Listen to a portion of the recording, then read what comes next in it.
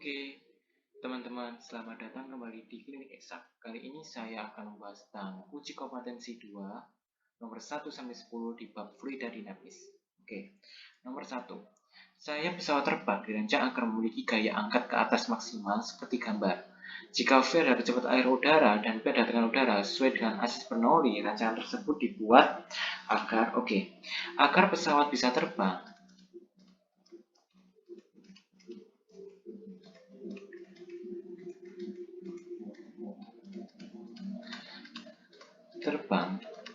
Maka VA harus lebih besar daripada VB. Artinya kecepatan aliran udara di A itu harus lebih cepat daripada kecepatan aliran yang ada di bawah. Sehingga PA itu lebih kecil daripada PB. Nah, PB. Oke. Karena kenapa? Karena kecepatan berbanding terbalik dengan tekanan.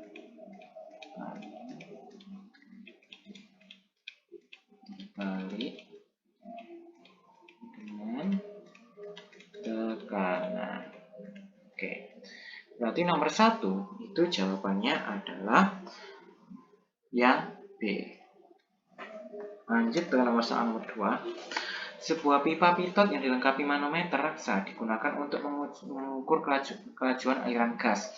Apabila beda tinggi kaki manometer 4 cm, kelajuan airan tersebut adalah kita tulis yang diketahui rho-nya sama dengan 13,6 gram per cm kubik. Kita ubah kesatuan SI jadi 13.600 kg per meter kubik. Kemudian digunakan untuk mengukur kelajuran aliran gas. Berarti ini rho raksa, ini rho gas 0,004 gram per cm kubik. Kita ubah ke bentuk satuan SI jadi 1234 kg per meter kubik. Kemudian apabila beda tinggi kaki manometer dan 4 cm, berarti hanya 4 cm. Kita ubah ke bentuk meter jadi 0,04 meter. Dan G-nya sama dengan 10 meter per second kuadrat. Yang ditanyakan kelajuran aliran gas. Berarti yang ditanyakan yaitu V. Berarti kita jawab ya. Di mana rumus V pada tabung pitot yaitu V akar 2 dikali rho fluida dikali G dikali H per rho udara. Karena kita ketahui rho fluidanya ini sebagai raksa, berarti ini sama dengan rho fluida, yang ini sama dengan rho udara. Berarti 2 dikali 13.600 kg per meter kubik kali 10 meter per second kuadrat kali H. H-nya tadi berapa? 0,04 meter ya. Sebentar.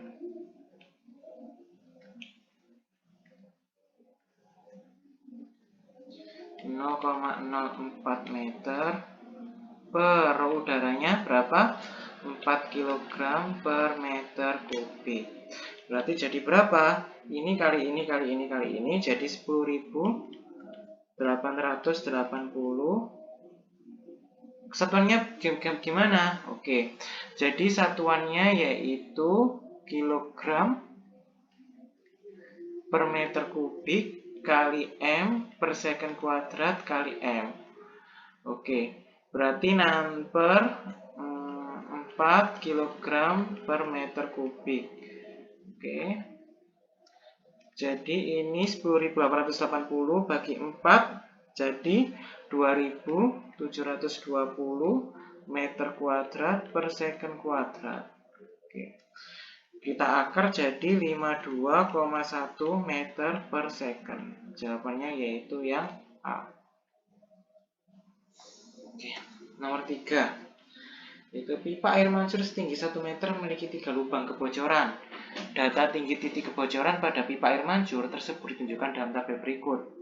Titik kebocoran A, B, dan C. perbandingan jarak pancaran air terjauh mengenai tanah oleh lubang kebocoran A, B, dan C adalah, oke, kita imajinasikan seperti ini ya. Jadi ini titik A, titik B, dan titik C. Oke. Kita tahu ya bahwa rumusnya itu dalam teorema Torricelli. Teorema Torricelli itu V sama dengan akar 2G kali H. Oke. Hanya itu yang mana? Jadi ini air mancur ya. Hanya itu adalah yang ini. Jarak antara permukaan air dengan lubang. Oke. Nah, untuk yang gambar ini gimana? Oke, 20 cm dari permukaan tanah. Oke. Ini 20 cm. 20 cm. Yang ini 30 cm. Dan yang ini 50 cm. Kita menggunakan rumus yaitu perbandingan jarak pancaran air terjauh ya. Nah, kalau misalnya jarak pancaran air terjauh kan teorema Torricelli kan V-nya segini. Berarti X-nya sama dengan 2 dikali H kali H1. H1-nya mana? H1-nya ini. Jarak titik pancaran air sampai ke tanah. Oke. Kita cari yang A, B, sama C. Ini H sama H1. Oke. 20 cm dari permukaan tanah. Oke. Dari permukaan tanah ini berarti H1. Berarti kita isi 20 cm jadi 0,2 meter. Ini 0,3, ini 0,5. Oke. Terus hanya berapa? Kalau misalnya A-nya di sini, berarti hanya berarti kan tingginya 1 meter nih. Tingginya 1 meter, jadi permukaan air 1 meter, terus A-nya ini 20, berarti di sini 0,8. Terus yang di sini 0,7, dan di sini 0,5. Oke, hanya di sini 0,5. Punya ini itu 1 meter. Oke, kalau sudah kita cari perbandingannya ya. A banding B banding C. Di mana 2 akar H dikali H1, 2 akar H dikali H1, 2 akar H dikali H1. Coba kita cari duanya. Jadi H dikali H1 0,8 kali 0,2 banding 0,7 kali 0,3 banding 0,5 kali 0,5. Berarti yang ini 0,16 dibanding 0,21 dibanding 0,25. Berarti jawabannya yaitu yang B. Oke, nomor 4. Yaitu perhatikan keserbandingan berikut. Oke. Keserbandingan tentang laju aliran gas pada manometer adalah, dia tahu ya rumusnya, yaitu manometer itu Venturi dengan manometer ya, halaman 69. V sama dengan akar 2 GH rho Hg dikurangi rho fluida per rho fluida, ini akarnya saya bawa ya, A1 per A2 ya, kita kuadratkan dikurangi 1. Oke. Kayak gitu. Nah, laju aliran gas sebanding dengan beda tinggi zat cair. Oke. Kita tahu ya kalau misalnya laju aliran gas, kalau misalnya kita ini pembilang, ini penyebut. Oke. Jadi V akan sebanding dengan pembilang. Kemudian V berbanding terbalik dengan penyebut. Berbanding terbalik dengan penyebut. Oke, gini ya. Berarti kita cari pernyataan nomor 1 apa benar laju aliran gas sebanding dengan beda tinggi zat cair. Oke. V sebanding dengan pembilang. Berarti pembilang ini ada 2GH, rho HG, min rho fluida. Nah, sebanding dengan beda tinggi zat cair. Oke. Berarti nomor 1 ini salah. Karena apa? V itu sebanding dengan akar H. Laju aliran gas sebanding dengan akar massa jenis udara. Akar massa jenis udara. Berarti ini rho V-nya ini udara ya. Jadi, dia yang nomor 2 itu V berbanding terbalik.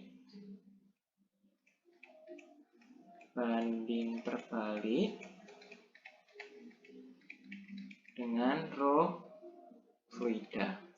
Ini juga salah. Laju aliran gas banding dengan akar beda tinggi zat cair. Berarti V akar A. Oke, ini benar ya.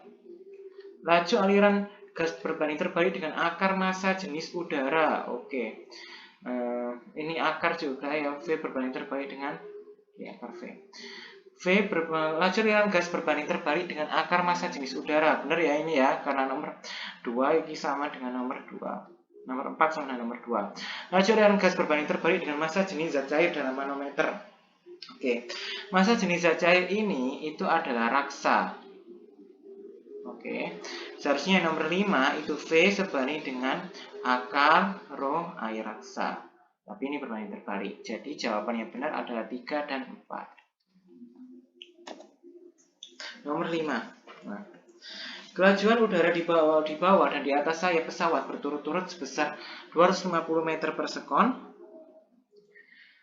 dan 300 meter per sekon. Oke, jadi bisa kita tulis ya apa di bawah dan di atas sayap. Di mana kalau di bawah itu kita misalkan V1 250 meter per second dan V2 sama dengan 300 meter per second.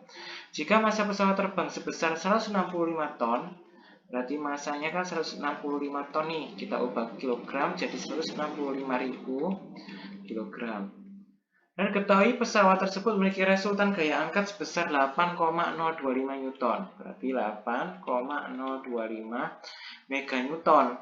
Dimana kalau misalnya kita jadikan Newton jadi 8,025 kali 10 pangkat 6 Newton. Oke. Jadi nanti 8.028.025.000 Newton. Nah, berat luas permukaan sayap pesawat adalah, kita tahu ya rumusnya bahwa F1 min F2 itu sama dengan setengah kali rho V2 kuadrat min V1 kuadrat kali A. V1 min V2 ini kan berarti 8.025.000 sama dengan setengah. Rho-nya siapa? Rho-nya udara 1,29, udah satuan SI ya, nggak masalah. V2 kuadratnya berarti 300 kuadrat min 250 kuadrat dikali A. Oke. Kemudian ini ya setengah kali 1,29 90 J lalu dikurangi 62.500 kali A. Berarti setengah kali 1,29 27.500 kali A. Oke. Ini 8.025.000. Ini 8.025.000. Oke. Jadi nilai A itu sama dengan 8.025.000 per setengah kali 1,29 kali 27.500. Berarti nanti jawabannya adalah 545,5 meter persegi. Jawabannya adalah C. Oke, lanjut. Nomor 6. Itu. Pesawat kargo memiliki dua buah sayap seluas 20 meter persegi. Berarti A-nya sama dengan 20 meter persegi. Pelajuran aliran udara di atas dan di bawah sayap pesawat berturut-turut 60 dan 30. Berarti V1-nya yang bawah ya, 30 km per jam. Oke, kita ubah ke bentuk meter per jam. Gimana meter per second? 30.000 meter per 3.600 second. Jadi berapa? Jadi 68,33 meter per second. Terus V2-nya yaitu 60 km per jam Jadi 60.000 per 3.600 second. Jadi 16,66 meter per second. Kemudian rho udaranya berapa? Jadi rho udaranya 1,3 kg per meter kubik. Udah satuan SI ya. Jadi gaya angkat pesawat sebesar, oke, berarti F1 min F2 itu sama dengan setengah kali 1, kita tulis rumusnya dulu saja ya.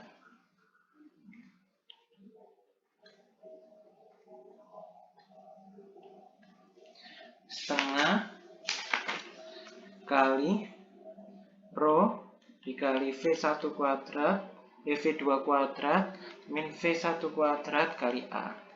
Berarti ini berapa? Setengah ya. Kali 1,3 V2 kuadrat berarti 16,66 kuadrat min 8,33 kuadrat kali 20. Oke, jawabannya yaitu 2706 Newton. Nah, ini mintanya mega Newton, berarti 2706 kali 10 pangkat min 6 mega Newton. Oke, jadi ini nanti jadi 0,002706 1, 2, 3, 4, 5, 6. Benar ya? Jadi bisa ini mega Newton. Oke. Nah, ini kita bisa bulatkan jadi 0,0027 mega Newton. Berarti jawabannya adalah B, pembulatan.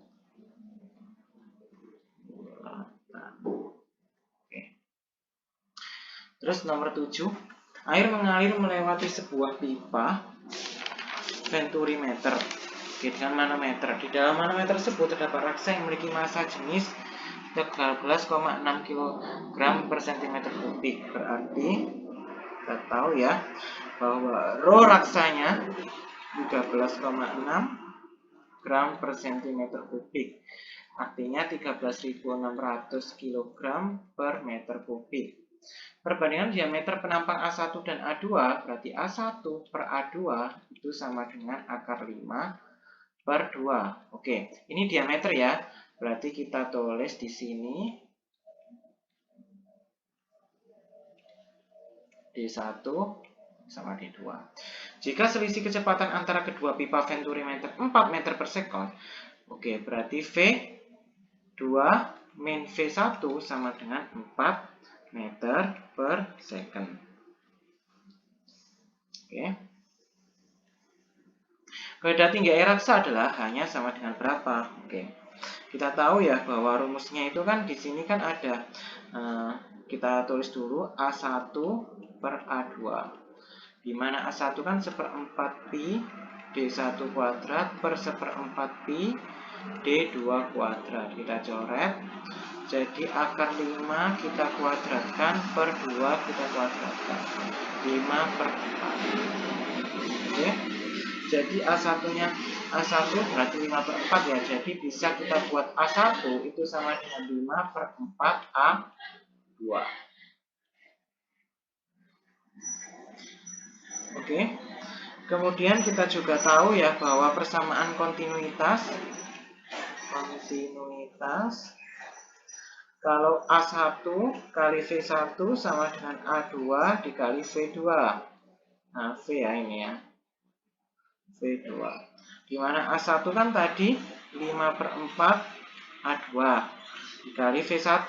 Nah, V1-nya berapa? Jadi ini V2 kan sama berarti V2 min 4 sama dengan V1.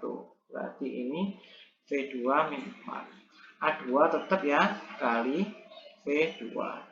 Berarti ini kita coret ya, berarti 5 V2 min 4 per 4 sama dengan V2. Berarti 5 V2 min 20 sama dengan 4 V2. Berarti ini ya min 20 sama dengan 4 V2 min 5 V2. Di min 20 min 5 min 1 ya, min 1 V2. Berarti V2 sama dengan 20 meter per second. Berarti V1-nya berapa? berarti V2 20 ya. Berarti min 4, berarti 16 meter per second. Kita dapat ya V1 nya segini, ini juga segini. Kemudian kita masukkan nih ke rumus Venturi-meter. Rumus Venturi-meter. Di mana V1 itu kan sama dengan 2GH rho Hg min rho fluida. Per rho fluida A1 per A2 kuadrat min 1. Ya, ini di akar. Oke, setelah itu ya kita jadikan kuadrat, itu bisa jadi V kuadrat sama V1 kuadrat tanpa akar ya, 2GH rho Hg min rho fluida. Berarti per rho fluida A1 per A2 ya, kurangi 1. Oke, sudah ya. Nah, ini kita hapus dulu. Ini.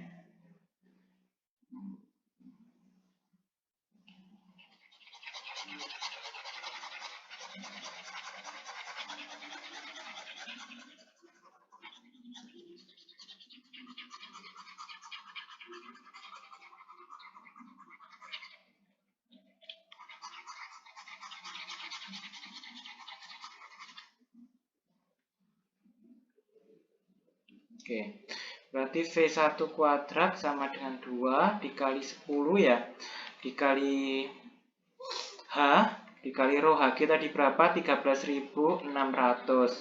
Dikurangi rho fluidanya berapa? Ini rho fluidanya air ya, air mengalir ya, berarti fluidanya air 1000 kg per meter kubik. Berarti ini 1000 per 1000. Nah, A2-nya berapa? A1-nya berapa tadi? A1-nya itu berarti 5/4 A2. Per A2 kita kuadratkan min 1. Oke, berarti ini 20H kali 12 1600 1000. Ya, ini A2-nya kita coret jadi 5/4 kita kuadratkan dikurangi 1. Oke. Ini V1 kuadrat ya. Nah, V1 kuadrat bisa kita isi nih. Jadi 16 kuadrat.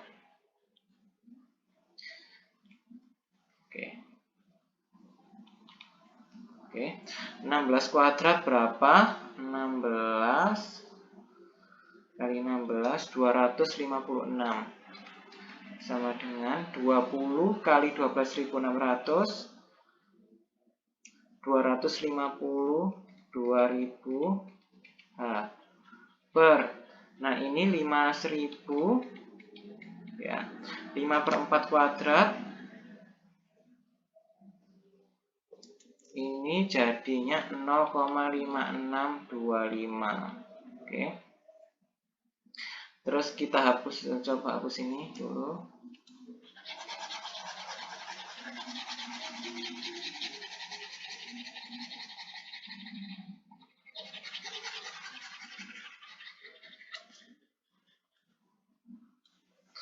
...205 berarti 256 sama dengan 252.000.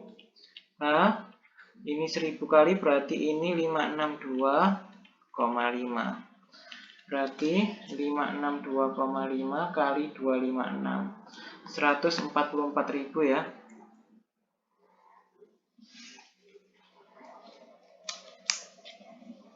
...144.000 252.000. Nah, berarti hanya sama dengan 144.000 dibagi 252.000. Berarti 0,57. 0,7 meter. Berarti hanya 57 cm. Jawabannya adalah E. Oke, kemudian nomor 8. Perbedaan tinggi cairan X dalam kaki manometer tabung pitot sebesar 36 cm. Berarti hanya kita tulis ya, H sama dengan 36 cm, 0,36 meter. Berarti rho fluidanya berapa? Tersebut memiliki massa jenis, oke, berarti 0,5 gram per cm kubik atau 500 kg per meter kubik. Kelajuan udara yang mengalir masuk ke tabung pitot sebesar, oke, berarti kita cari yang namanya V ya. Ini kita juga rho udaranya 1,2 kg per meter kubik. Berarti V sama dengan akar 2 rho F dikali G dikali H per rho udara. Berarti 2 dikali 500 dikali 10 kali 0,36 per 1,2. Oke, jadi V-nya 3000. Akar 3000 berapa? 54,7 meter per second. Oke. Jadi jawaban nomor 8 itu enggak ada. 54,7 meter per second. Nomor 9. Pada tandan air setinggi 7 meter terdapat lubang kebocoran pada jarak 5 meter di bawah permukaan airnya. Jika debit air yang memancar dari lubang kebocoran 15 meter per menit, luas penampang kebocoran adalah, oke. Kita tahu ya, pada setinggi 7 meter, ya, ini 7 meter ya, terdapat lubang kebocoran pada jarak 5 meter. Berarti ini itu sini ya. Nah, ininya 5 meter. Berarti ininya berapa? Ini 2 meter. Ini H, ini H1. Oke. Nah, kemudian di bawah permukaan air, jika debit air yang memancar keluar, berarti Q-nya sama dengan 15 liter per menit. Oke. Yang Q ini kita ubah ya dalam bentuk meter kubik per menit. Oke. 15 liter sama dengan desimeter kubik per menit. Oke. Berarti ini 15 kali 10 pangkat min 3 meter kubik per 60 second. Nah, 15 bagi 60 itu sama dengan 0,25 kali 10 pangkat min 3 meter kubik per second. Oke. Kita tahu ya rumusnya seperti itu. Berarti kita cari yang namanya V-nya dari ini. V-nya dari ini kan teori Torricelli. Itu kan akar 2G dikali H. Di akar 2 kali 10 kali 5. Berarti 20 kali 5 berarti 100. Berarti akar 100 itu sama dengan 10 meter per second. Oke.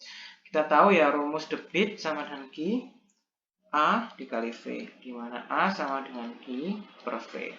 Q-nya 0,25 kali 10 pangkat min 3 meter kubik per second per V-nya 10 meter per second. Jadi A-nya bagi 10 ya, berarti 0,25 kali 10 pangkat min 4 meter persegi. Oke, ini coret ya. Ini juga coret. Atau 2,5 kali 10 pangkat min 5 meter persegi. Jawabannya adalah A. Oke, nomor 10. Sebuah model pesawat terbang punya luas sayap 1 meter persegi. Oke. Berarti kita nulis A-nya ya. A-nya berarti 1 meter persegi. Dan menimbulkan gaya angkat sebesar F. Berarti F1 min F2 itu sebesar F. Oke. Apabila luas sayap dijadikan 4 meter persegi, berarti ini 4 meter persegi, gaya angkat pesawat pada kecepatan yang sama besar adalah gaya angkat. Di F1 min F2-nya ini berapa? Oke. Jadi kita tahu ya rumusnya F1 min F2 itu sama dengan setengah P1 min P2 kali A. Ini ada di halaman 72. Oke. Berarti F1 min F2 itu sebanding dengan A. Artinya kalau sebanding berarti F1 min F2 ini 1 ya, per A1 sama dengan F1 min F2 2A2. Oke. F1 min F2-nya tadi berapa? F ya. Per A1-nya 1. F1 min F2 2. A2-nya berapa? 4. Oke. Jadi F1 min F2 min F2 itu sama dengan 4F. Oke, jawabannya adalah yang B.